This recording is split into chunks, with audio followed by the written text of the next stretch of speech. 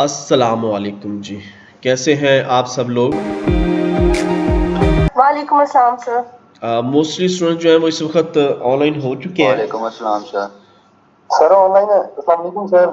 वालेकुम अस्सलाम। Mostly students इस वक्त ऑनलाइन हो चुके हैं। तो सबसे पहले मैं आप लोगों को बता दूं कि आप लोगों का जो लेक्चर जो भी इंशाल्लाह मेरे साथ आप लोगों का लेक्चर होगा वो सारे ऑनलाइन होंगे। और तमाम के तमाम लेक्चर जो है वो मैं लास्ट टाइम भी आपको बता चुका हूं कि मेरे ही चैनल के ऊपर, यूट्यूब चैनल के ऊपर, लर्न कंप्यूटर एकेडमी के ऊपर आपको तमाम आपके जो लेक्चर्स होंगे वो मिल जाएंगे। मैं एक दफ़ा फिर स्क्रीन दोबारा से शेयर करने लगा हूँ ताकि जो स्टूडेंट्स लास्ट टाइम ऑनलाइन नहीं थे या ऑनलाइन थे वो एक दफ़ा फिर दोबारा से इस स्क्रीन को देख लें। ये इसी तरह से जब आप YouTube ओपन करोगे वहाँ पे आप लिखोगे लर्न कंप्यूटर एकेडमी, तो इस पे जिस जिस क्लास के जो जो लेक्चर्स हो रहे हैं आप लोगों की अलहदा से एक प्ले लिस्ट बना दी गई है MIS के नाम से। आपको आपके जो लेक्चर है वो MIS की लिस्ट में से ही, प्ले लिस्ट में से ही मिल जाएंगे। तो आज से इंशाल्लाह जो हमारा प्रॉपर कोर्स वर्क जो है वो स्टार्ट हो रहा है। तो ये जिन स्टूडेंट्स ने अभी तक इसको सब्सक्राइब नहीं किया वो भी इसको सब्सक्राइब कर लें ताकि जो हमारे लेक्चर हैं वो उनको प्रॉपर तरीके से जो उसका नोटिफिकेशन मिलता रहे और कोई भी लेक्चर जो है वो किसी भी स्टूडेंट का जो है वो मिस ना हो। तो लेक्चर में शेयर करने लगा हूँ। आज फर्स्ट लेक्चर से हम दोबारा से अपना MIS जो है वो स्टार्ट करने लगे हैं। लास्ट टाइम हम लोग डिस्कस कर रहे थे कि मैनेजमेंट इंफॉर्मेशन सिस्टम जो है वो बेसिकली 3 डिफरेंट सब्जेक्ट्स को मिला के काफ़ी रिसर्च के बाद जो है ये खासकर जो फाइनेंस और मैनेजमेंट के लोग हैं उनके लिए एक सब्जेक्ट जो है वो डिज़ाइन किया गया और उस सब्जेक्ट का नाम रखा गया MIS, मैनेजमेंट इंफॉर्मेशन सिस्टम। तो मैं स्टार्ट करने लगा हूं जी इसको।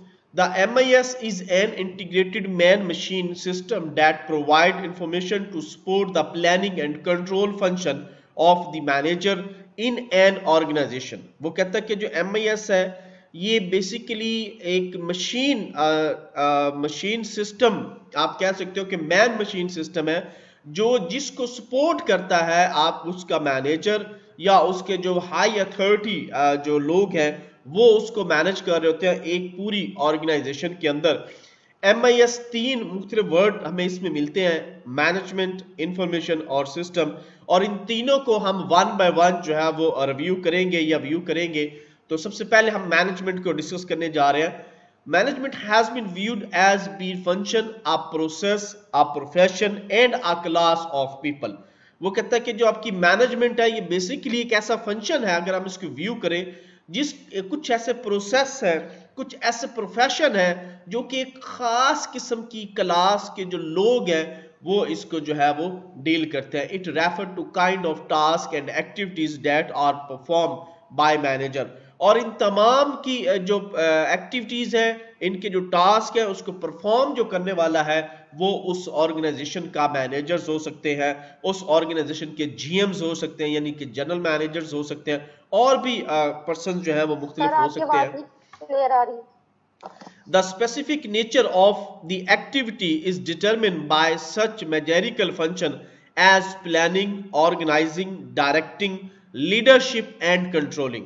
वो कहता है कि इसके अंदर स्पेसिफिकली जो हम अपने टॉपिक डिस्कस करेंगे या स्पेसिफिकली जो मैनेजरिकल इसके फंक्शंस है उसमें प्लानिंग है, ऑर्गेनाइजिंग है, डायरेक्टिंग है, लीडरशिप है and controlling of the organization है। सबसे पहले हम डिस्कस करने जा रहे हैं जी प्लानिंग।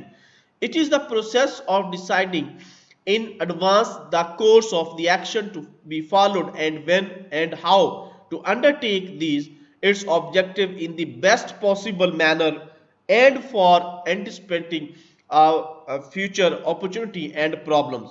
वो कहता है कि प्लानिंग के अंदर क्या है, क्या कोई भी वो जो मैनेजर्स की टीम है, जनरल मैनेजर्स की टीम है, बोर्ड ऑफ डायरेक्टर्स है, कोई भी जो है, जो उन लोगों ने जो डिसाइड करना है, उन लोगों ने जो फंक्शनैलिटी बतानी है, वो ही जो है वो पूरी की पूरी ऑर्गेनाइजेशंस के ऊपर जो है वो अप्लाई होगी। अब वो कुछ में आपकी जो है वो प्लानिंग्स में कुछ प्रॉब्लम्स भी आ सकते हैं, उसके ऑब्जेक्टिव में भी प्रॉब्लम्स आ सकते हैं, लेकिन उसको कवर करना जो है वो प्लानिंग का ही मेन ऑर्गेनाइजेशन का जो काम है। उसके बाद है जी ऑर्गेनाइजिंग, कि उस ऑर्गेनाइजेशन को प्रॉपर तरीके से कैसे ऑर्गेनाइज करना है. It is a formal grouping of people and activity to facilitate achievement of the form objective. It is need for assessing responsibility job and hierarchy among personnels. वो कहता है कि ऑर्गेनाइजिंग में क्या है कि ये भी एक ग्रुप होता है लोगों का जो कि प्रॉपर तरीके से उस ऑर्गेनाइजेशन को ऑर्गेनाइज करते हैं ताकि किसी भी किस्म का कोई प्रॉब्लम जो है वो ऑर्गेनाइजेशन के अंदर ना आए. Controlling, it is the checking the progress. Okay जी, नेक्स्ट है हमारा नंबर 4, डायरेक्टिंग.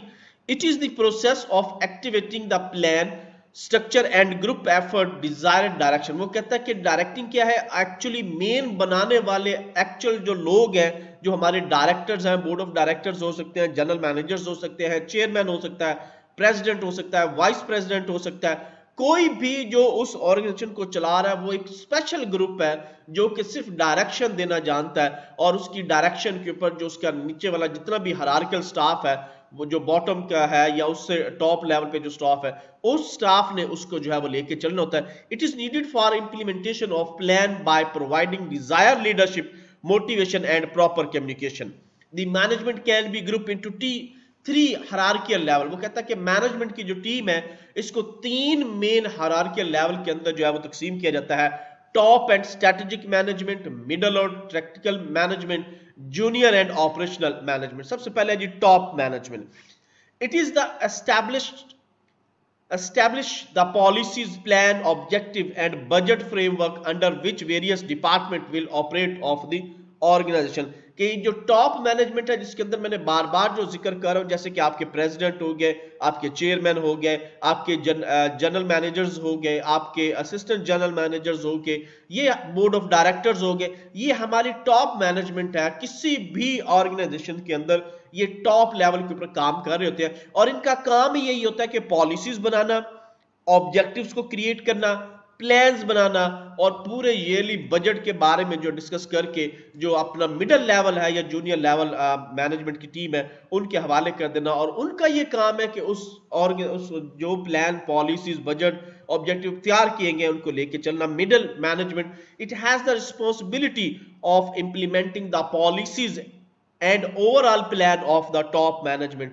कि जो टॉप मैनेजमेंट में उनको पॉलिसीज बता दी हैं, ऑब्जेक्टिव बता दिए हैं, ओवरऑल जो है उसकी प्लान्स कर दिया गया है, उसको लेके जो है वो अपनी जो जूनियर मैनेजमेंट है उससे वो काम करवाने हैं. जूनियर मैनेजमेंट क्या करती है, it has the responsibility of implementing day to day operation and decision of the middle management to produce good and services to meet the renew profit and other goals. वो कहता है कि जो junior management में क्या हो सकता है, आपका प्रोडक्शन का मैनेजर हो सकता है, आपका जो है वो फाइनेंस का मैनेजर होगा. इन लोगों का काम ये है कि जो डे बाय डे उनके पास ऑपरेशंस हो रहे हैं, जो डे बाय डे डिसीजंस हो रहे हैं, उनको जो है वो लेके चलना है और मिडिल मैनेजमेंट और टॉप मैनेजमेंट को भी उसके बारे में जो है वो इन्फॉर्म करना है. नेक्स्ट है जी हमारा information. Information is the result or product of processing data. Information can be defined as the data which is organized as present at time and place so that decision making may take necessary act. Data है, process होगा, information बनेगी और उसके बाद decision होगा. Decision जो लिए जाते हैं उन्हीं के ऊपर जो है वो एक्शन जो है वो परफॉर्म होता है. Information consists of data that has been retrieved, processed or otherwise used for informative or informational purpose, argument or an basic for the forecasting. वो कहता है कि इन्फॉर्मेशन बेसिकली क्या है, वो रिट्रीव हो रही होती है, कंसिस्ट कर रही होती है उस डेटे के ऊपर जो डेटा हमारे लिए बहुत ज्यादा इंफॉर्मेटिव हो, जिसका कुछ पर्पस हो, जिसके कुछ आर्ग्यूमेंट हो और हम उन्हीं के मुताबिक जो है उसके ऊपर प्रोसेस करें, उसकी इंफॉर्मेशन बनाएं, उसके ऊपर डिसीजन किए जाए. डिसीजन करने के बाद जो है उनके ऊपर जो है वो एक्शन लिया. For example some supporting document, ledger and so on, what which company source material for profit and loss statement, may be used by the decision making for the profit planning and control। वो example के तौर पे control कर रहा है कि जैसे हमारे पास लेजर है या बजट के डॉक्यूमेंट है, हमने उनको देखते हुए अपनी कंपनी के, अपनी ऑर्गेनाइजेशन के प्रॉफिट एंड लॉसेस के ऊपर जो है वो बैठ के डिसीजन करना होता है। तो वो क्या होता है कि लेजर से ही हमें वो सारी चीजें जो है वो पता चल रही होती हैं कि हमारी कंपनी जो है वो किस लेवल पे जा रही है, हमें कितना इसमें लॉस हो सकता है, कितना इसमें प्रॉफिट हो सकता है। तो उसके मुताबिक जो है ऑर्गेनाइजेशन की जो मिडिल लेवल मैनेजमेंट है या टॉप लेवल मैनेजमेंट है, उन्होंने अपने डिसीजन, अपने फैसले जो है वो करने होते हैं। नेक्स्ट है जी थर्ड पार्ट हमारा system. A system is a group of elements, components joined together to fulfill creation certain functions। वो कहता है कि सिस्टम क्या है, बेसिकली ग्रुप ऑफ एलिमेंट्स हैं, कंपोनेंट्स हैं, जिनको इकट्ठा करके एक जगह पे रख दिया गया है और वो मुख्तलिफ तरह के जो फंक्शंस हैं वो अप्लाई करते हैं। A system is made up of subsystem, the systems are either natural or man made। वो कहता है कि सिस्टम जो है उसके आगे सब सिस्टम भी होते हैं जो कि मैन बेस भी होते हैं और आपके नेचुरल जो है वो भी बने हुए होते हैं, यानी दोनों तरह के सिस्टम जो है वो हमारे पास है। हम उन दोनों तरह के सिस्टम्स के अंदर जो है अपना काम करते हैं। मिसाल के तौर पे एग्जांपल अगर हम कोट करें तो किसी ऑर्गेनाइजेशन के अंदर 3 डिफरेंट टाइमिंग में काम हो रहा है, सुबह 8 से 5, फिर इसी तरह 6 से रात 12 बजे तक या 2 बजे तक, फिर 2 से लेके फिर सुबह अगेन 8 बजे तक। तो इस तरह क्या है कि उसमें आपका नेचुरल डे एंड टाइम भी आ रहा है, डे एंड नाइट भी आ रहा है, और जो मैन मेड बने हुए रूल्स हैं उनको भी फॉलो करते हुए वो कंपनी जो है वो 3 डिफरेंट शिफ्ट के अंदर जो है वो अपने अंदर काम कर रही है। तो एक सिस्टम के अंदर सब सिस्टम जो है वो प्रॉपर तरीके से काम कर रहा है और वो जो अपनी प्रोडक्शन है वो उसको लेके चल रहा है। अ सब system which may be composed of further सब सिस्टम। वो कहता है कि सब सिस्टम जो है वो हो सकता है उसके अंदर मजीद अगेन सब सिस्टम हो। आ सब system itself a part of the super system. लेकिन सब सिस्टम क्या है, वो बेसिकली पार्ट है किसके, आपके मेन सुपर सिस्टम का। The given example is that to an industrial or a factory system, it has various subsystems such as production system, marketing system, personal सब सिस्टम एंड फाइनेंशियल सब system. वो कहता है कि अगर किसी फैक्ट्री की इंडस्ट्रियल लेवल पे अगर मैं बात की तो बेसिकली फैक्ट्री क्या है, एक आपका सिस्टम है। अब वो फैक्ट्री कोई भी हो सकती है, वो गत्ता बनाने की फैक्ट्री हो सकती है, वो आपके लेदर की फैक्ट्री हो सकती है, वो आपकी प्लास्टिक की प्रोडक्शन की फैक्ट्री हो सकती है, वो आपकी टाइल की फैक्ट्री हो सकती है। लेकिन उसके जो सब सिस्टम है वो उसकी प्रोडक्शन है, मार्केटिंग है, पर्सनल है, फाइनेंशियल है, और भी मुख्तलिफ तरह के उसके डिपार्टमेंट हो सकते हैं जो कि उस मेन एक सिस्टम के सब सिस्टम है। हो सकता है कि इनके आगे जो है वो मजीद सब सिस्टम जो है वो मौजूद हो। These subsystem in turn are composed of further सब सिस्टम। वही बात आ गई कि ये जो सब सिस्टम है हो सकता है कि इनके आगे सब सिस्टम हो और वो उनको भी साथ के साथ जो है वो कंपोज कर रहे हो। फॉर एग्जांपल अ प्रोडक्शन सब system consist of subsystem of production control, material control and quality control। वो प्रोडक्शन की एग्जांपल दे रहा है कि क्या है, अब प्रोडक्शन सब सिस्टम है, लेकिन उसके अंदर अगर सब सिस्टम की हम बात करें तो प्रोडक्शन को कंट्रोल कैसे किया जाएगा, मटेरियल का हैंडल कैसे किया जाएगा, उसकी क्वालिटी कैसे कंट्रोल होगी, उसका इन्वेंटरी कंट्रोल कैसे होगा, वो स्टोर में कैसे वो जो है रखा जाएगा या स्टोर में से मटेरियल जो कैसे। तो ये क्या है, एक ही चीज की प्रोडक्शन हो रही है लेकिन उसके आगे चल के जो है उसके मजीद 3, 4 या 5 सब सिस्टम जो है वो उसके साथ मिलके काम कर रहे हैं। The material subsystem can be further broken into 2 black boxes such as purchase store, transportation and inspection. वो आगे देखें कि एक सब सिस्टम से एक और सब सिस्टम निकला और उसी सब सिस्टम से एक और सब सिस्टम निकला जिसको ब्लैक बॉक्सेस कहा जाता है, जैसे कि परचेजिंग, सेल एंड परचेज होगी, स्टोर करना हो गया, उसकी ट्रांसपोर्टेशन आ गई, उसकी इंस्पेक्शन आ गई, उसकी क्वालिटी इंश्योरेंस आ गई। तो प्रोडक्शन वही है जो फैक्ट्री या वो जो मिल है या वो जो इंडस्ट्री है वो बना रही है, लेकिन सिस्टम के अंदर सिस्टम, सिस्टम के अंदर सिस्टम, सब सिस्टम्स के अंदर सब सिस्टम, और इसी तरह से वो एक हायरार्की जो है वो चल रही है, तब जाके वो प्रोडक्शन जो है वो हमारी कंप्लीट होती है। The industrial system is a part of a large economic system of the country which may be called the super system.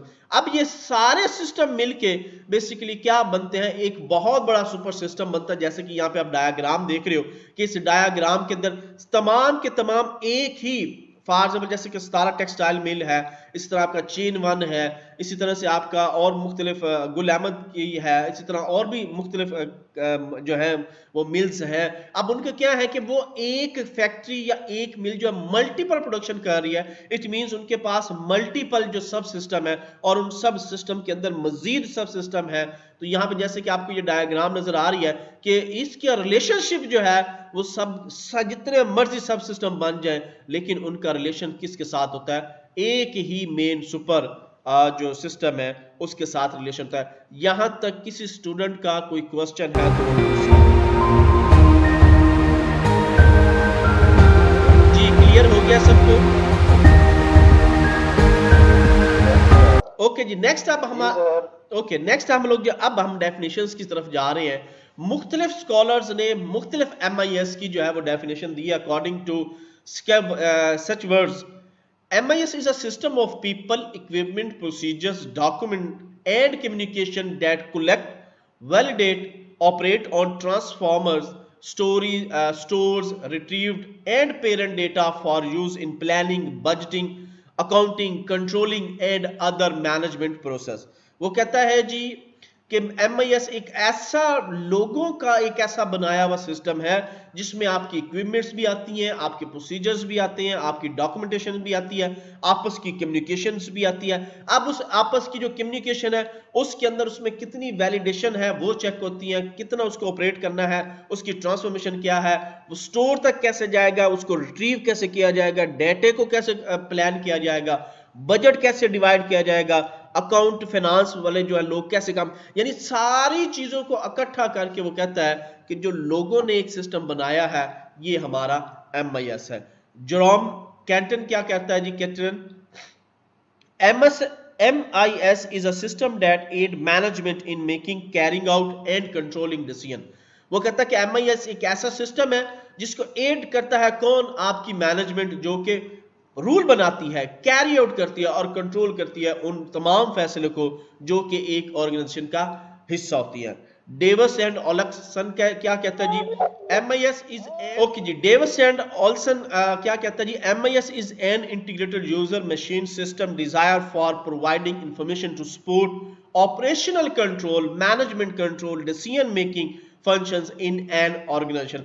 कि एक ऑर्गेनाइजेशन के अंदर मैनेजमेंट को कंट्रोल करना, वहां की डिसीजन मेकिंग करना, उसके पूरे ऑपरेशंस को कंट्रोल करना और जो चीजें उस ऑर्गेनाइजेशन को चाहिए उन तमाम चीजों को उनको प्रोवाइड करना, ये आपका एक MIS है। The information system make use to of resource such as hardware, software, आप man procedures as well as supplier. वो कहता है कि इंफॉर्मेशन सिस्टम की अगर मैं बात करूं तो इंफॉर्मेशन सिस्टम में सारे का सारा कंप्यूटर का हार्डवेयर, कंप्यूटर के सॉफ्टवेयर, जो उसके एंड यूजर्स हैं वो प्रोग्रामर्स हो सकते हैं, नेटवर्क एडमिनिस्ट्रेटर हो सकते हैं, वो कोडर हो सकते हैं, वो वेब डेवलपर्स हो सकते हैं, कुछ भी वो लोग हो सकते हैं, और वो तमाम के तमाम प्रोसीजर्स और सप्लायर जिसके लिहाज से वो इंफॉर्मेशन सिस्टम जो है वो कंप्लीट किया जाता है। अब है जी इसका framework of MIS organization and management triangle.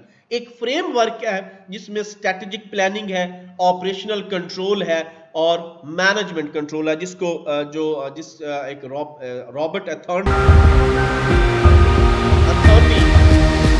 उन्होंने बनाया 1965 suggests that the area of management planning and control can be divided into 3 categories. There are strategic planning, operational control and management control। सबसे पहले है जी strategic planning।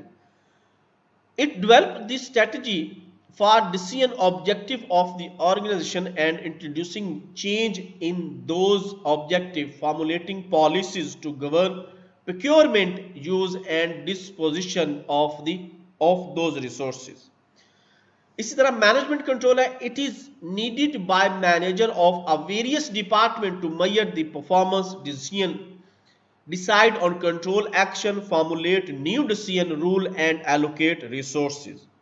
Operational control में it is the process of operational activities are carried out to achieve optimum use of resources। It makes use of established procedure and decision rules। तीनों चीजें वो हैं जो कि मैंने आपको पहले बताया था कि MIS के अंदर, क्योंकि आप लोगों में से काफी कुछ स्टूडेंट्स MBA के हैं, कुछ स्टूडेंट्स आपके MSc अकाउंटिंग एंड फाइनेंस के हैं, कुछ स्टूडेंट्स जो है वो MCOM के हैं, लेकिन एक management and HRM human resource management का सब्जेक्ट जो है वो तकरीबन मोस्टली क्लासेस जो स्टडी किया है या आपकी मैनेजमेंट प्लानिंग आप लोगों ने स्टडी किया है, तो ये सारी चीजें आप ऑलरेडी जो है वो पहले स्टडी कर चुके हो।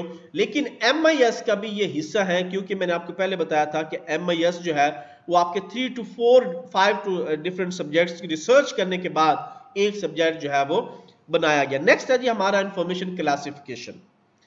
The information obtain and use in the organization can be classified into 5 different stages.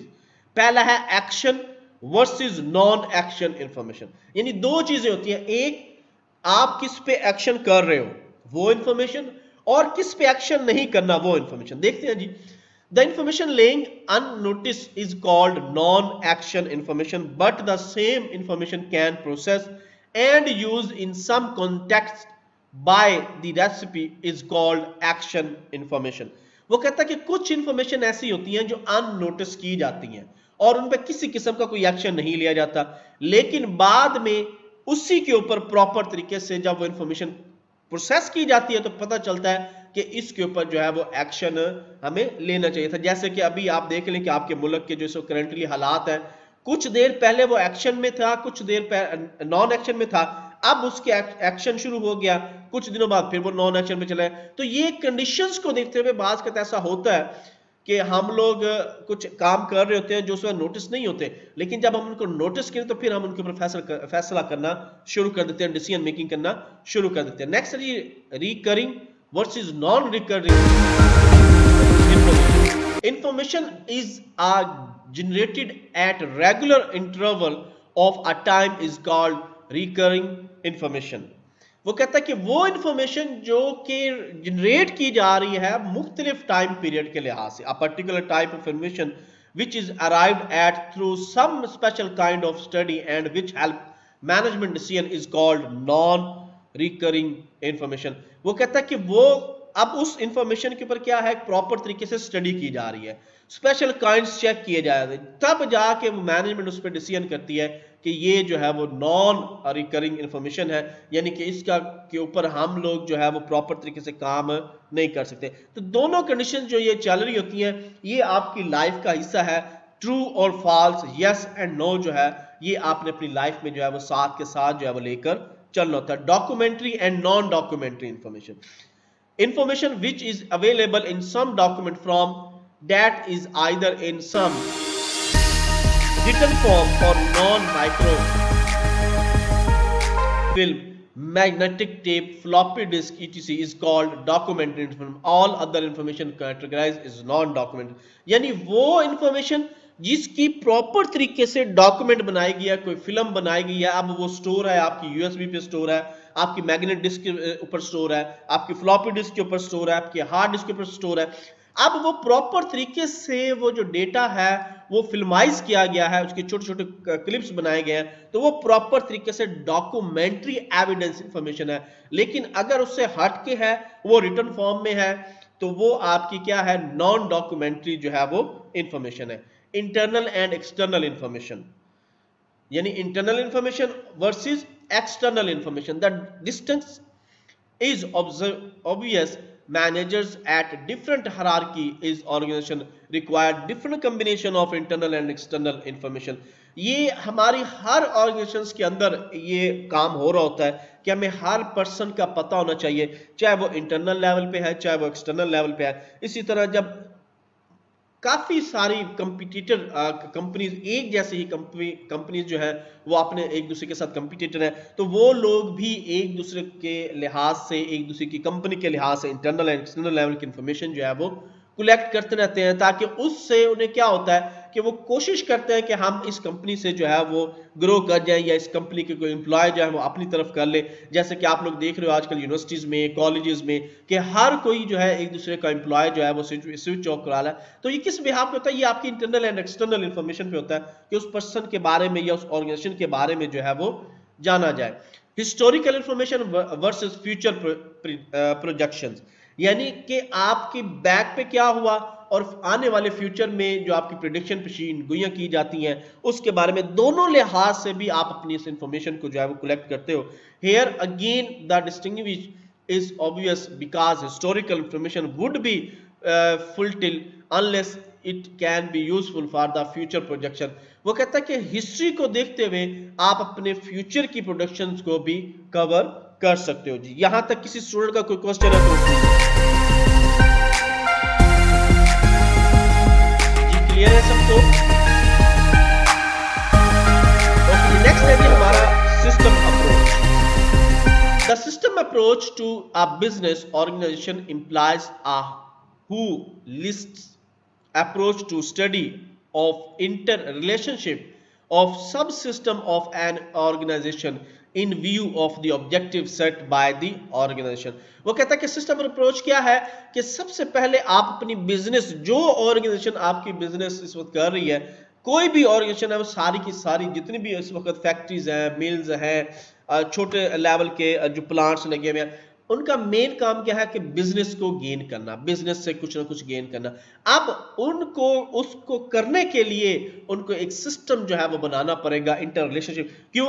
हर चीज एक कंपनी के पास नहीं होती, उनको मुख्तलिफ कंपनी से जो है वो चीजें कलेक्ट करनी पड़ती हैं। जैसे कि एग्जांपल के तौर पे अगर मैं कोट करूं कि अगर आपने एक घर बनाना है तो आपको हर चीज एक ही शॉप से नहीं मिलेगी, आपको टाइल्स किसी और से लेनी पड़ेगी, आपको सीमेंट किसी और से लेना पड़ेगा, आपको जो ब्रिक्स है वो किसी और से लेनी पड़ेंगी। तो मल्टीपल लोगों से आप अपना इंटर रिलेशनशिप क्रिएट करोगे तब जाके वो आपका एक घर जो है वो तैयार होगा। सेम इसी तरीके से ऑर्गेनाइजेशंस को भी डेवलप करने के लिए मल्टीपल इंटर रिलेशनशिप बनाई जाती हैं, सब सिस्टम बनाए जाते हैं, तब जाके एक ऑर्गेनाइजेशन, एक सिस्टम जो है वो तैयार होता है। Thus, this require an integrated approach which could reduce the conflict among different subsystems and modify the objective of the subsystem in order to arrive at an optimum solution to the problem which may arise in the achievement of main objective or in the working of the whole system।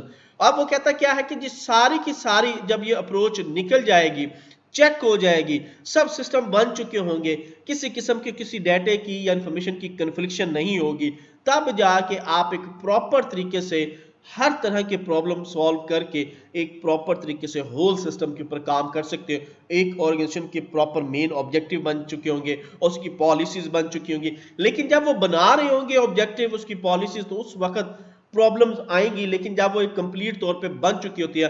अब आप देख लें कि काफी आपकी organisation जो है वो नेशनल लेवल है, कुछ ऑर्गेनाइजेशन जो है वो मल्टीनेशनल बन चुकी हैं। वो कैसे बन गई? क्यों? शुरू में उनको काफी प्रॉब्लम्स आई, अब वो उन तमाम प्रॉब्लम से जो है वो निकल चुके हैं और एक बड़ी ऑर्गेनाइजेशन की तरफ जो है वो मूव कर चुके हैं। यहाँ पे डायग्राम के अंदर भी आपको यही चीजें जो है वो डिस्कस की गई हैं। आउटपुट क्या है? Sale, profit, quality and service.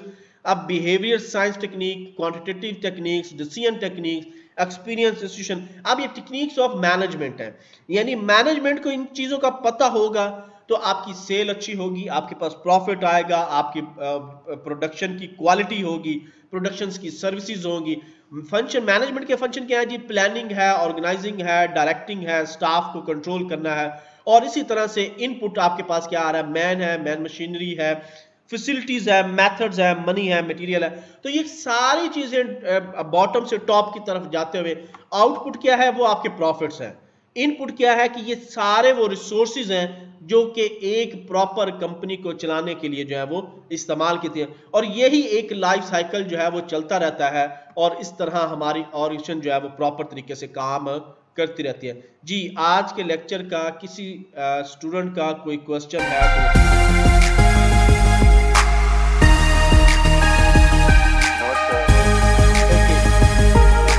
Okay जी, अल्लाह हाफिज, take care, see you soon.